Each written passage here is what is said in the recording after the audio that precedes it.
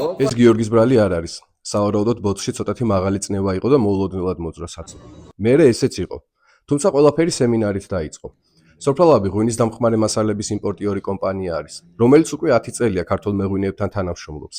თარიღის აღსანიშნავად პარტნიორები სემინარზე მიიწვია, სადაც უცხოელმა მეღვინეებმა და დარგის ექსპერტებმა ქართულ კოლეგებს თავიანთი გამოცდილება გაუზიარეს. ასევე განხილული იყო სხვადასხვა გამოწვევები და ახალი შესაძლებლობები. მომხსენებლები ფრანგულ ენაზე საუბრობდნენ. ამ ოთახში კი სინქრონული მთარგმნელები ზიან. ამან ჩემზე დიდი შტაბეჭდილება მოახდინა. საბოლოო ჯამში ღონისძიება მაღალ დონეზე იყო ორგანიზებული და ბევრ საინტერესო საკითხზე ვისაუბრეთ. შემდეგ კი დაიწყო დეგუსტაცია. გავსინჯეთ როგორც ცქრიალა, ასევე სასუფრე თეთრი და წითელი ღვინოები. მეღვინეები თავად წარადგენდნენ თავიანთ დაყენებულ ღვინოებს, უყვებოდნენ ტექნოლოგიურ პროცესებს ერთმანეთს და განიხილავდნენ სხვადასხვა მეღვინეობის საკითხებს.